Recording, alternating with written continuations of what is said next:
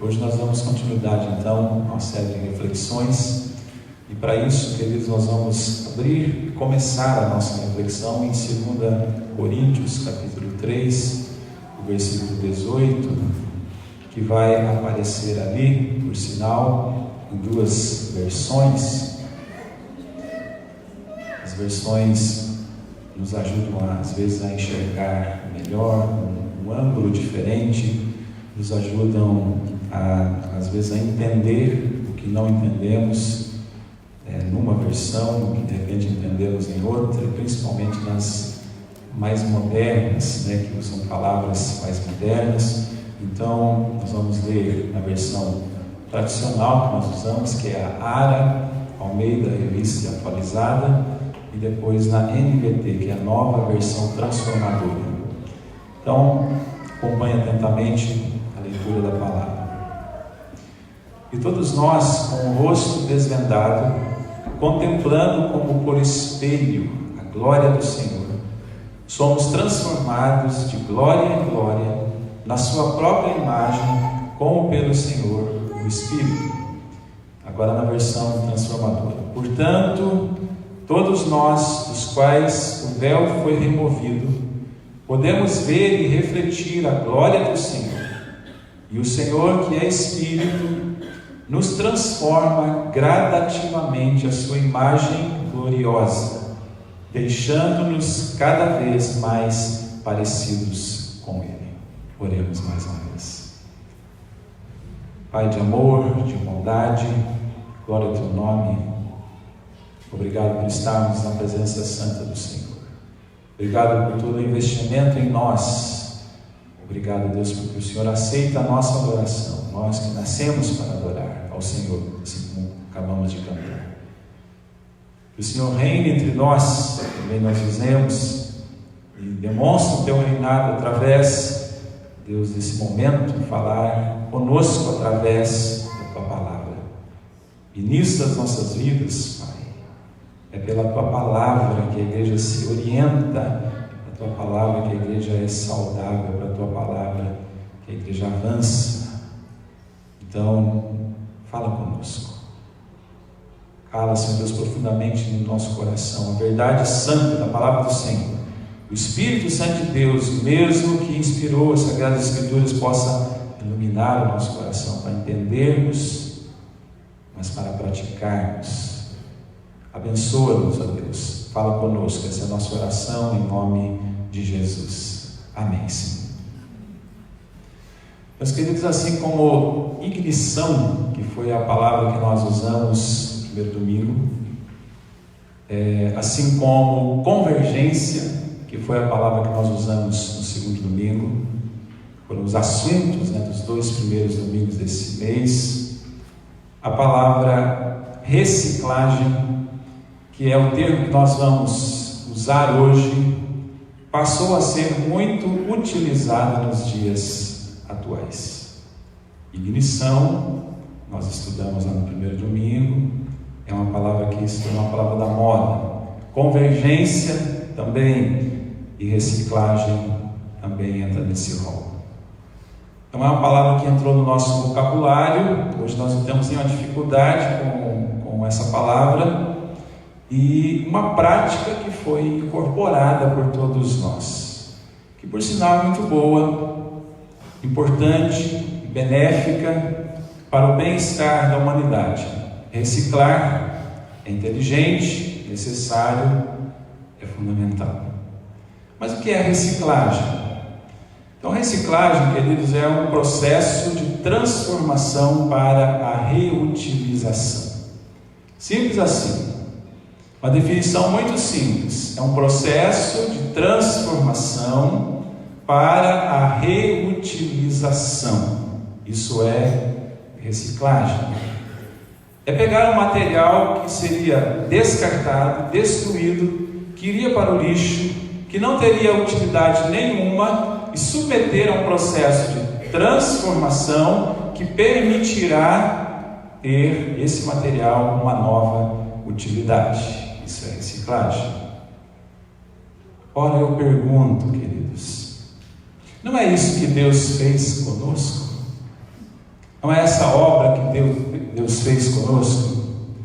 Essa não é a obra que Deus operou em nossas vidas? Nós também estávamos destinados à destruição, mas em Jesus Cristo, pela obra da cruz, pelo Evangelho da graça, Deus nos alcançou, Deus nos redimiu, Deus nos fez novas criaturas e nos deu um novo senso de missão. Deus nos reciclou, queridos. E é isso que Paulo estava mostrando quando ele escreveu a carta aos Coríntios, à igreja de Corinto, afirmando: e o Senhor que é Espírito, imagino que esteja ali ainda o versículo, né? E o Senhor que é Espírito, eu gostei desta expressão aqui da Nova Versão Transformadora, nos transforma gradativamente à sua imagem gloriosa. E o Senhor que é Espírito nos transforma, é a palavra que nós vamos usar hoje, transformação, gradativamente, é um processo gradativo, a sua imagem e semelhança. É Deus nos reciclando, é Deus nos transformando, é Deus nos conformando à sua imagem, é Deus nos tornando mais parecidos com Ele. Esse é o projeto ousado de Deus para a humanidade, para o ser humano. Pegar pessoas que estavam destinadas ao lixo e fazer delas vasos de honra, que é uma outra expressão que a Bíblia usa. Mas a pergunta que nós vamos fazer e responder nessa noite é: como esse processo de transformação acontece? Como essa reciclagem acontece? Como Deus faz essa reciclagem na qual nós somos transformados para ousar mais, que é o objetivo nosso, entender isso, compreender isso, que é o tema do mês. Então vamos lá, queridos. Em primeiro lugar, eu creio que o Elias está mostrando direitinho ali, né? A transformação envolve rendição a uma pessoa. Que pessoa é essa? Jesus. A transformação envolve rendição a uma pessoa. É aí que a verdadeira transformação começa a ocorrer. É aí que a transformação real e genuína acontece. Quando há rendição absoluta à pessoa de Jesus Cristo. Para nós entendermos um pouquinho, vamos pegar aí um período da história, que é quando o apóstolo Pedro entregou uma mensagem, uma grande mensagem, às pessoas reunidas em Jerusalém, num dia muito especial para os judeus, o dia de Pentecostes. Lá estavam as pessoas reunidas, fazia 10 dias que Jesus tinha sido o assunto ao céu, e Pedro então se levanta, falando da obra extraordinária de Cristo em nosso lugar, em nosso favor, e ao concluir o sermão em que ele expõe o que Jesus Cristo tinha feito por aquelas pessoas e por nós, a Bíblia fala sobre a reação das pessoas presentes. E aí o versículo que aparece ali: ouvindo eles essas coisas, compungiu-se-lhes o coração e perguntaram a Pedro e aos demais apóstolos: que faremos, irmãos? Que faremos, irmãos? Respondeu Pedro: arrependei-vos e cada um de vós seja batizado em nome de Jesus Cristo para a remissão dos vossos pecados e recebereis o dom do Espírito Santo. Atos 2, 37 e 38. Chama a minha atenção essa expressão: que faremos, irmãos? Que faremos, irmãos? Sabe o que temos aqui, queridos, nesse texto de Atos 2? Nós temos a exposição, a mensagem do Evangelho. Pedro prega o Evangelho. Nós temos então os corações quebrantados diante da exposição da mensagem do Evangelho. Nós temos arrependimento, pessoas que se arrependem. Nós temos uma entrega que é expressa na necessidade de ser batizado, quando Pedro diz assim: arrependam-se e sejam batizados. Esse é o processo da rendição à pessoa de Jesus.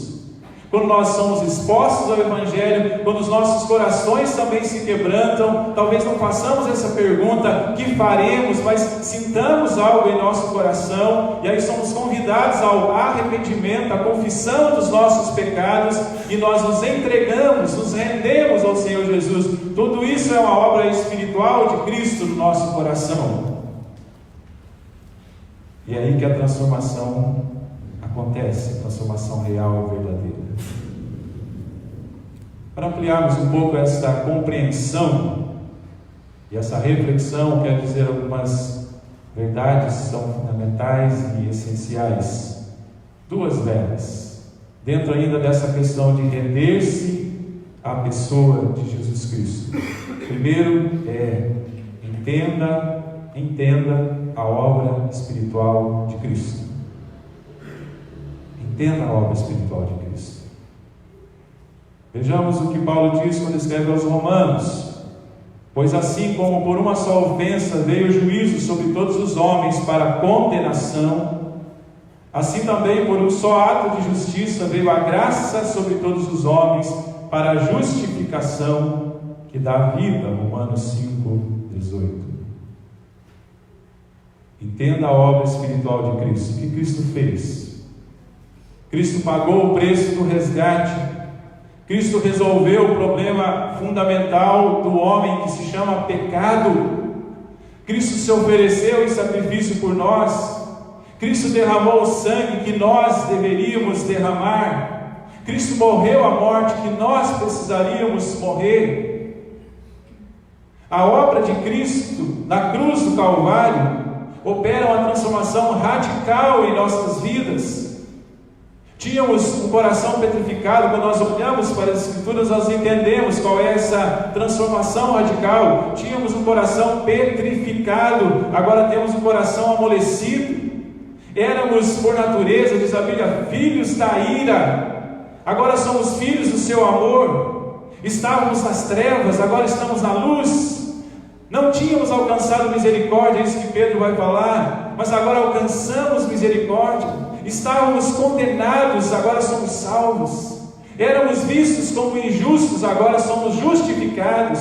Éramos renegados, agora somos regenerados. Cristo altera o nosso status espiritual, queridos. Cristo substitui o nosso coração. Cristo reconfigura a nossa história. Cristo transforma as nossas vidas de uma maneira completa, definitiva, cabal. E aí Paulo escreve um versículo bem conhecido: e assim, se alguém está em Cristo, complete comigo o versículo, ver se vocês estão acordados. Vamos lá. E assim, se alguém está em Cristo, é nova criatura. As coisas antigas passaram, eis que se fizeram novas. 2 Coríntios 5:17. Entenda a obra espiritual de Cristo. Isso é fundamental. Entender, aceitar, render-se às ações de Deus, do Espírito Santo nas nossas vidas. Mas uma segunda coisa nesse processo de transformação, além de entender a obra espiritual de Cristo, construa uma relação pessoal com Cristo. Depois de entender a obra espiritual de Cristo e se render à pessoa dele, é preciso viver como discípulo dele. A transformação que acontece na essência, dentro de nós, precisa se efetivar na nossa caminhada. Esse é o desafio que Jesus faz. Um outro versículo também conhecido dizia a todos: se alguém quer vir após mim, se conhece bem o que Jesus diz, a si mesmo se negue, tome a sua cruz dia a dia e siga-me. A transformação do dia a dia só se dá, queridos, através de algo que nós chamamos de discipulado. Quanto mais nós nos aproximamos do Mestre, quanto mais nós aprendemos com Ele, mais mudanças significativas nós experimentaremos, mais parecidos com Ele nós ficaremos, mais amigos dele nós nos tornaremos. Isso é para a vida toda. Nós estamos falando de construir uma relação pessoal com Cristo. E para isso nós precisamos vencer os estilos de relacionamento que nós absorvemos da cultura atual, por exemplo. Talvez nós não percebamos, mas como a cultura atual, as mídias sociais têm determinado o nosso estilo de relacionamento. Vamos lá, vamos citar alguns aqui. Nós temos, por exemplo, o estilo fast de relacionamento. O alimento é fast food, tipo drive-thru. Meu querido, você resolveu seus problemas parando aí no McDonald's para fazer um lanche, não tem problema nenhum. O real problema é quando nós trazemos esses conceitos de drive-thru e de fast food para dentro do nosso relacionamento com Deus. Então o nosso alimento espiritual também começa a ser assim, tipo drive-thru. Nós paramos rapidinho nas Escrituras para dar uma turbinada na nossa vida espiritual, para procurar um versículo que talvez seja importante para aquele momento. Não é pecado fazer isso, querido. O problema é quando nós nos alimentamos da palavra de Deus somente com isso. Mas tem mais. Dentro dessa nossa caminhada com Deus, a nossa comunicação com Ele também pode ser com 140 caracteres, tipo Twitter. O Twitter ainda é 140 caracteres, aumentou. Talvez alguns aqui são. Aumentou um pouquinho, Matheus? Mas não é muita coisa, não, né? Você começa a escrever lá, de repente já esgotaram as suas possibilidades. Mas de repente a nossa comunicação com o Senhor é assim também. O tempo de atenção que nós temos é para um vídeo de no máximo 1 minuto, que é isso que o Instagram permite. E se o vídeo é longo demais, a gente recebe um vídeo, não sei se você é assim, gente, eu vou confessar o pecado, eu recebo um vídeo, olha lá, tem 2 minutos e 50, isso é muito grande. Tem que cortar esse vídeo aí. O problema é que nós também trazemos isso para a nossa relação com Deus. A contemplação, queridos, é superficial. Tipo ver fotos no Facebook, você vê ali, passou, quando você vê, você está chegando. Chegar no fim nunca chega, né? Você fica a vida toda. Mas nós não absorvemos nada, não olhamos direito nada.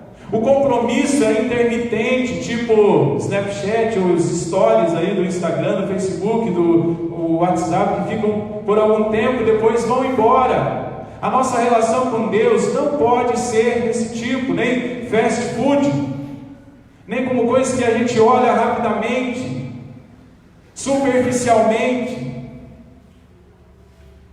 Então nós precisamos vencer essas tendências que estão por aí e entender sobretudo que a transformação real acontece com a rendição à pessoa de Cristo.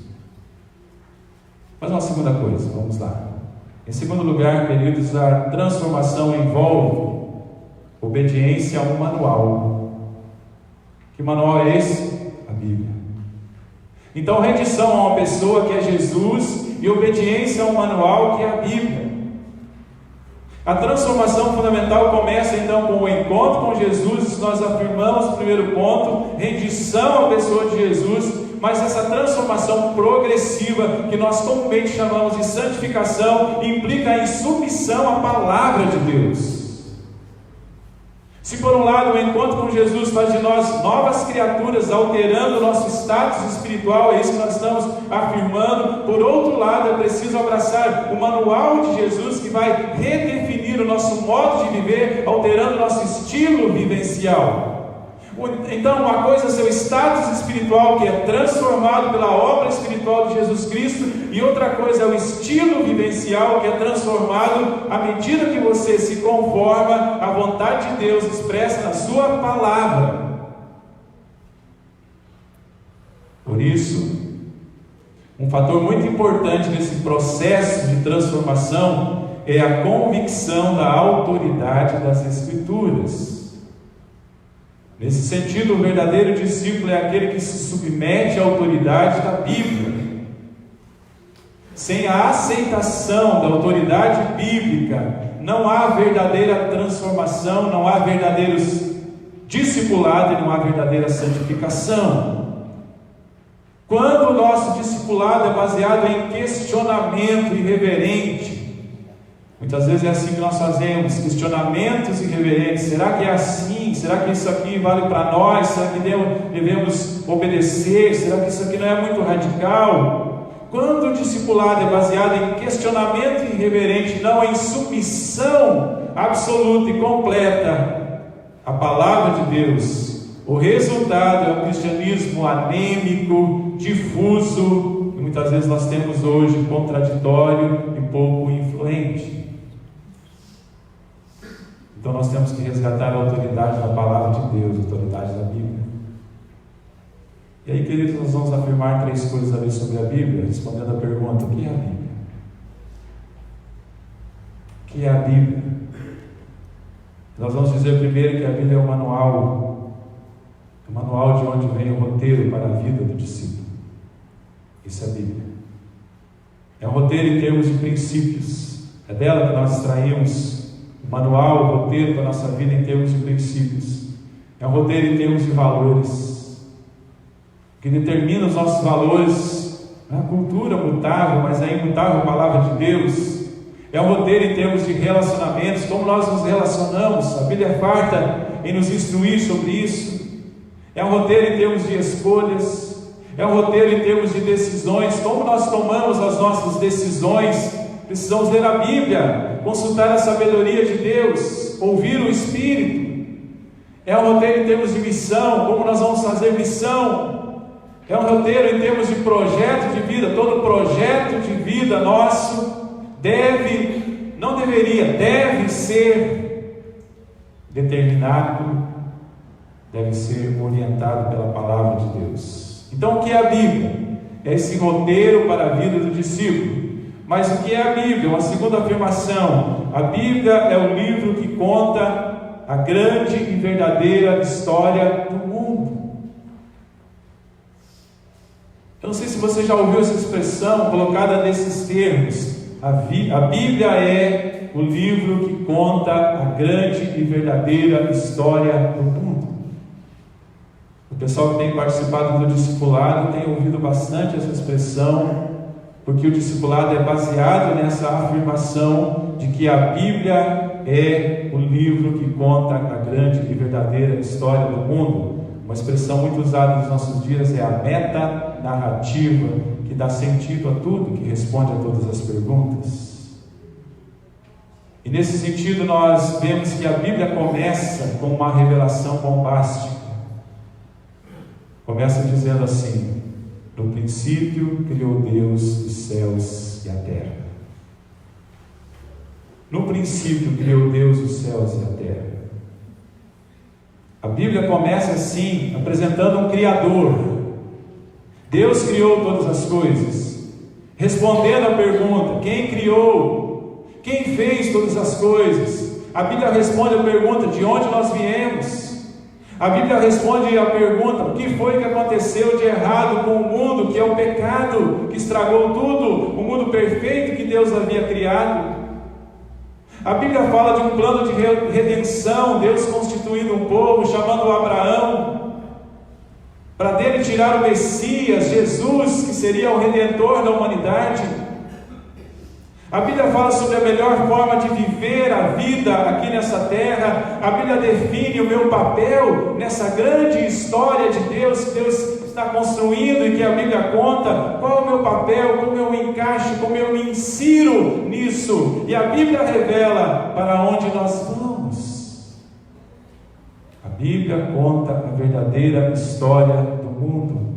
Ela tem as respostas. E nós precisamos ter a coragem de dizer isso, que quem tem poder e autoridade não é Darwin, não é quem criou a teoria do Big Bang, não, é a palavra de Deus que diz: no princípio criou Deus todas as coisas. E à medida que nós entendemos isso, então resgatamos a autoridade da palavra de Deus e a soberania de Deus sobre nós, e nós passamos a viver a vida por uma lente diferente, porque a Bíblia explica tudo. Isso faz todo sentido, toda a diferença nas nossas vidas. Mas o que é a Bíblia, queridos? A Bíblia é um livro de transformação. Aqui nós temos algumas pessoas que fazem parte do Ministério dos Gideões Internacionais. Gideões Internacionais, eles têm a missão de distribuir a palavra de Deus, simplesmente isso, não estou enganado, né, quando eu era ali. Distribuir, colocar a palavra de Deus na mão das pessoas. E eu já ouvi, eu que não sou Gideão, né? Já ouvi tantas histórias lindas e maravilhosas de pessoas, algumas que estavam para se suicidar, pessoas que estavam nas prisões, pessoas que não tinham mais jeito, pessoas que acharam o Novo Testamento dos Gideões no lixo, pessoas que leram uma página rasgada e através daquela leitura tiveram as suas vidas transformadas. A Bíblia é um livro de transformação. Nós precisamos confiar nisso, queridos. E aí o versículo que está aparecendo ali, né, que apareceu lá no começo desse ponto, se você puder voltar lá, Eliezer: toda a Escritura é inspirada por Deus e útil para o ensino, para a repreensão, para a correção, para a educação na justiça, a fim de que o homem de Deus seja perfeito e perfeitamente habilitado para toda boa obra. Recentemente eu li um livro chamado A Revitalização da Sua Igreja Segundo Deus, escrito pelo pastor americano presbiteriano Harry Reeder. Ele, comentando esse texto, ele diz assim algumas coisas bem interessantes. Vou passar aqui para vocês, não vai aparecer ali. Ele diz, por exemplo, que a Bíblia é uma mensagem dada por Deus. Porque o que o texto diz? Toda a Escritura é inspirada por quem? Por Deus. A Bíblia é uma mensagem dada por Deus. A Bíblia é uma mensagem útil. Toda a Escritura é útil, é o que diz o texto. A Bíblia é uma mensagem transformadora de vidas, porque o texto diz assim: toda a Escritura é inspirada por Deus e útil para o quê? Para o ensino, para a repreensão, para a correção, para a educação na justiça. Então a Bíblia é uma mensagem transformadora de vidas, à medida que ela ensina, que ela corrige, que ela repreende, que ela admoesta, que ela educa as pessoas na justiça. Mas ainda, segundo o pastor Harry Reeder, a Bíblia é uma mensagem capacitadora, porque diz aqui, queridos, que a fim de que o homem de Deus seja perfeito e perfeitamente habilitado para toda boa obra. É a Bíblia que nos capacita a isso. Mas ele diz mais: a Bíblia é uma mensagem suficiente, porque não precisa mais nada para que o homem de Deus seja perfeito e perfeitamente habilitado. A Bíblia é suficiente para isso.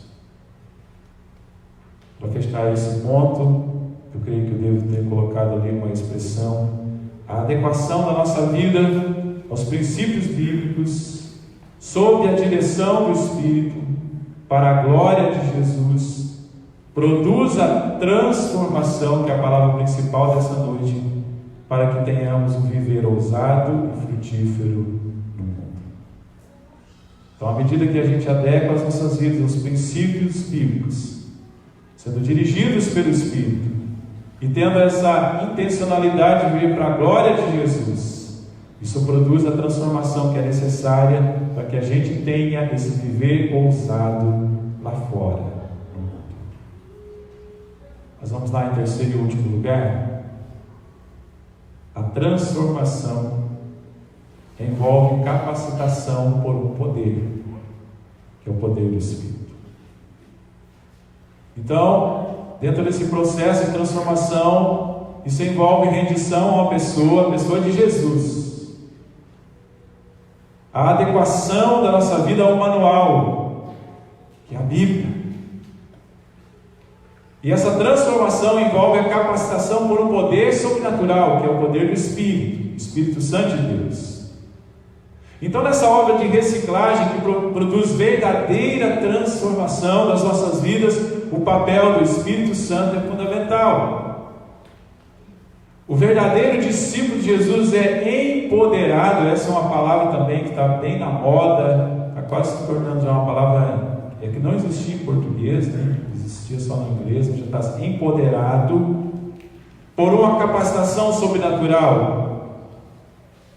O discípulo de Jesus não é alguém normal. Gostou dessa expressão? O discípulo de Jesus não é alguém normal. Então, se você é discípulo de Jesus, você está concluindo o quê? você é uma pessoa anormal. Não sei se você está gostando disso. O discípulo de Jesus não é alguém normal, queridos. E aqui eu não estou falando que você é alguém anormal nesse sentido que você está entendendo. Mas o que eu estou querendo dizer é que o discípulo de Jesus é sobrenaturalmente capacitado. O discípulo de Jesus é aquele que experimenta coisas diferentes, que tem um poder diferente dentro dele. Não estou dizendo que a gente deve ser anormal no sentido de ser esquisito, como nós temos hoje em dia, né? As esquisitices, as idiosincrasias, né? Assim que é chamado, as excentricidades, não é nesse sentido.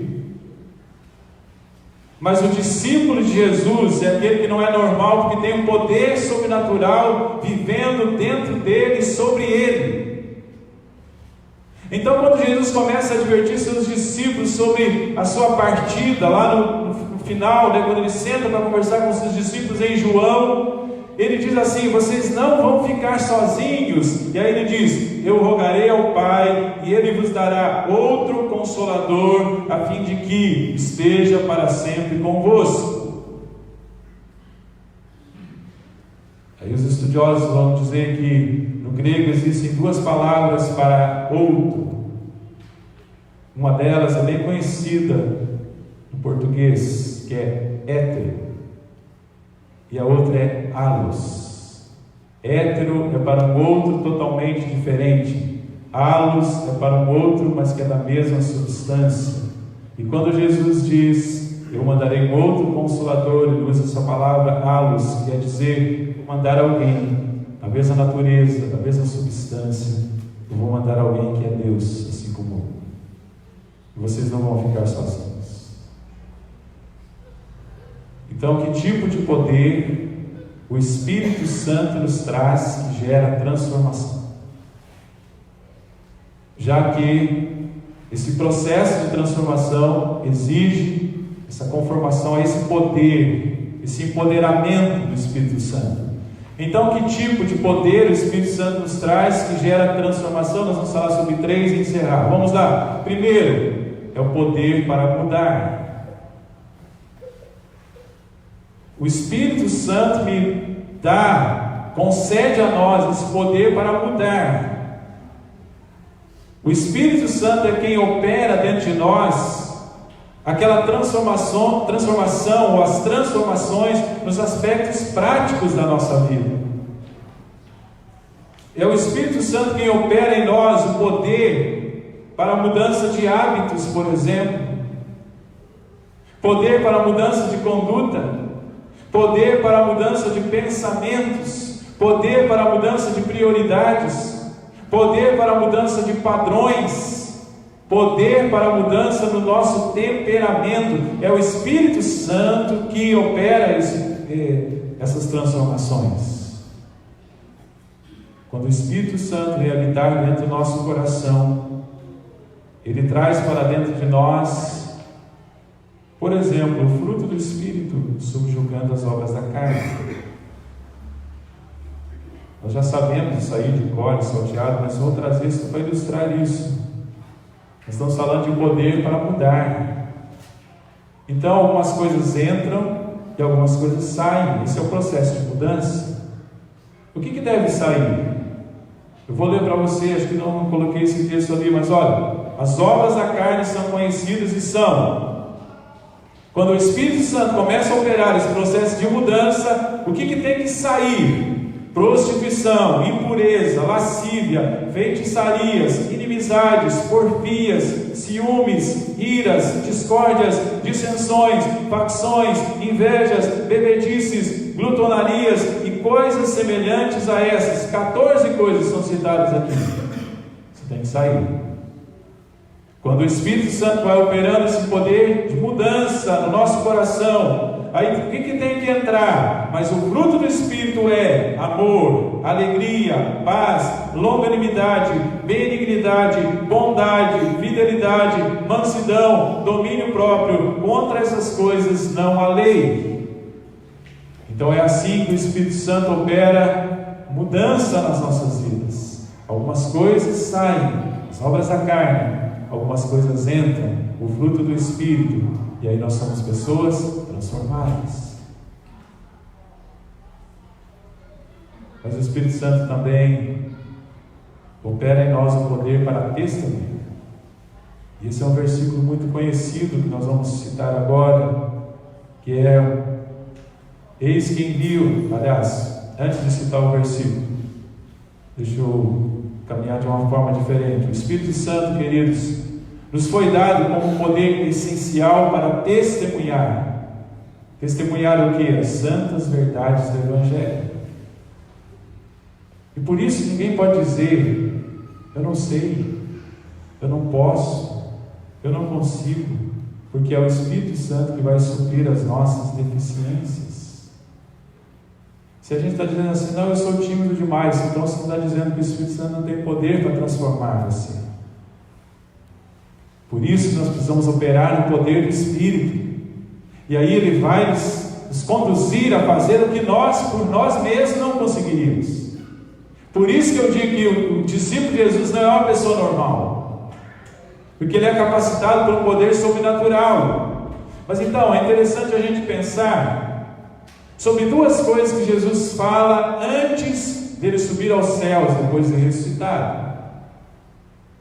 Jesus falou muitas coisas, mas isso aqui se encaixa muito bem nessa questão aí do testemunho. A primeira delas, queridos, está em Lucas capítulo 24, 49, diz assim: eis que envio sobre vós a promessa de meu Pai, permanecei, pois, na cidade, até que uma coisa importante aconteça. Quem se lembra? Até que do alto sejais revestidos com poder, ou de poder. Permaneçam na cidade até que do alto sejais revestidos de poder. E a segunda, agora sim, o versículo que eu iria citar aquela hora: e recebereis poder ao descer sobre vós o Espírito Santo, e sereis minhas testemunhas, tanto em Jerusalém como em toda a Judéia e Samaria, e até os confins da terra. Quando a gente pega então esses dois versículos, quando Jesus diz assim: não vão, permaneçam na cidade até que do alto vocês sejam revestidos de poder, e depois digo, vocês vão receber um poder para vocês irem testemunhar em toda a Judéia, Samaria, Jerusalém, Judéia e Samaria, até os confins da terra. O que Jesus quis dizer aqui, queridos, é: não vão sem o poder, esperem receber o poder, mas vão depois de receber o poder. Para nós que olhamos para trás, o poder já foi dado, não temos que esperar mais.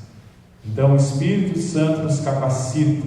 É esse poder que Deus nos dá para sermos testemunhas, para contarmos sobre a boa nova do Evangelho, para falarmos sobre a obra espiritual de Cristo, para anunciarmos a mensagem de salvação. E o Espírito Santo, para esta obra que Ele nos envia, Ele nos concede os seus dons, nos capacitando para que a gente consiga fazer o que só por nós mesmos não conseguimos.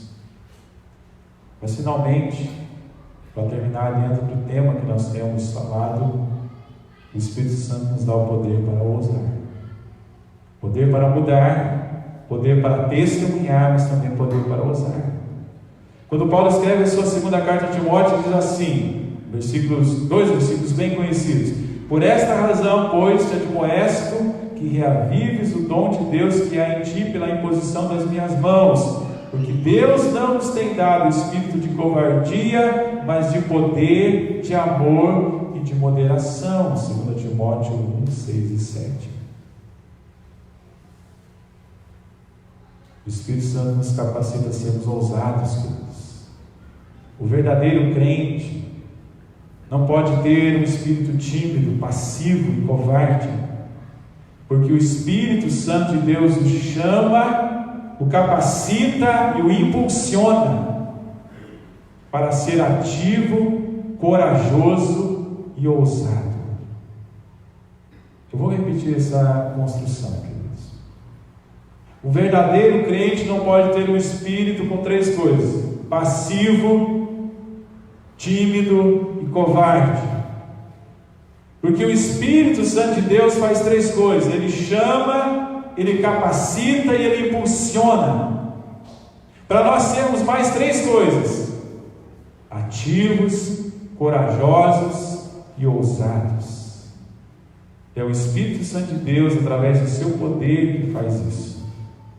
É o Espírito Santo de Deus que gera as transformações necessárias para que o cristão, cada um de nós, consequentemente, a igreja, também sejam ousados.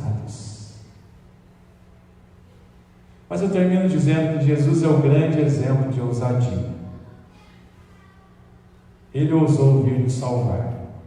É aí que tudo começa, é aí que a transformação se opera. Ele sabia que estávamos destinados ao inferno, como eu falei no início. Ele sabia que estávamos condenados à destruição. Então ele veio para nos reciclar. Ele veio para nos fazer de novo. Ele veio para nos reutilizar. Ele veio para nos dar um novo destino. Então esse é o âmago do Evangelho. Tudo isso nos impacta espiritualmente e vivencialmente. Tudo isso nos transforma. Tudo isso nos desafia. E tudo isso nos envolve num novo projeto, numa nova missão. Mas esse é o capítulo que nós vamos contar na próxima semana, quando nós vamos falar sobre ser enviados, o movimento que Cristo gera, no qual nós somos enviados para ousar mais. Que Deus abençoe, queridos, em nome de Jesus. Amém?